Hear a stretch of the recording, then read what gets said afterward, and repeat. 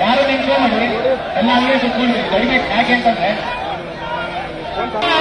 ಕೇಳ್ತಾ ಇರೋದು ನನಗೊಂದು ಚಾಕ್ ಕೊಡಿ ಡೈರೆಕ್ಟ್ ಅಂತ ಯಾರು ಗೊತ್ತಿಲ್ಲ.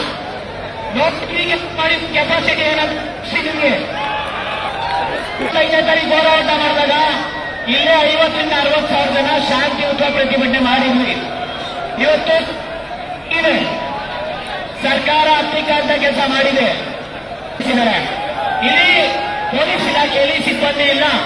ನಾವೇ ಇಲ್ಲಿ ಸೆಕ್ಯೂರಿಟಿ ಕೊಡ್ತೀವಿ. ಅಲ್ಲಿ ನಾವೇ ಬೆಂಗಳೂರು ಹೋಗೋಣ ಇವಾಗ.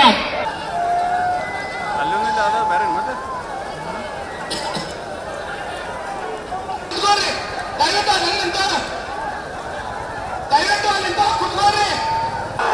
ಹೌದಾ ಇದು ರಾಜ್ಯದಲ್ಲಿ ಇಲಾಖೆಯಿಂದ 74,000 ಖಾಲಿ ಹುದ್ದೆ ಇದೆ.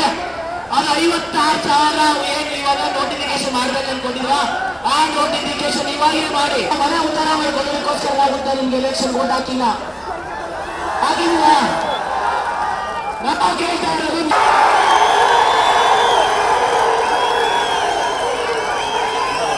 ಭಿಕ್ಷೆ ಕೊಡಿ, ಭಿಕ್ಷೆ ಕೊಡಿ. ಆಯ್ತು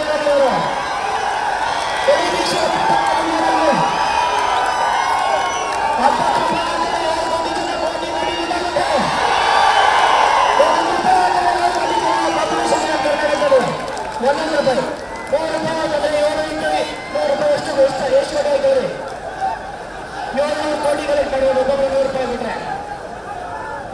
ರಾಜ್ಯ ಸರ್ಕಾರ ಇವಾಗಾದ್ರೂ ಹೆಚ್ಚಿಕೊಂಡು ನೀವು ಈ ಒಂದು ವಿಡಿಯೋ ಕಾನ್ಫರೆನ್ಸ್ ಅಲ್ಲಿ 1000 ಮೀಟಿಂಗ್ ಮಾಡ್ತೀರಾ.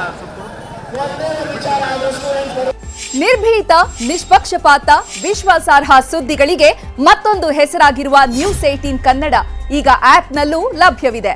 ದಯವಿಟ್ಟು ಇಲ್ಲಿರುವ QR ಕೋಡ್ ಅನ್ನು ಸ್ಕ್ಯಾನ್ ಮಾಡಿಕೊಂಡು ಆಪ್ ಡೌನ್ಲೋಡ್ ಮಾಡೋದಕ್ಕೆ ಮರಿಬೇಡಿ. ನಿಮ್ಮ ಬೆಂಬಲ ಹೀಗೆ ಸದಾ ನಮ್ಮೊಂದಿಗಿರಲಿ. ಧನ್ಯವಾದ.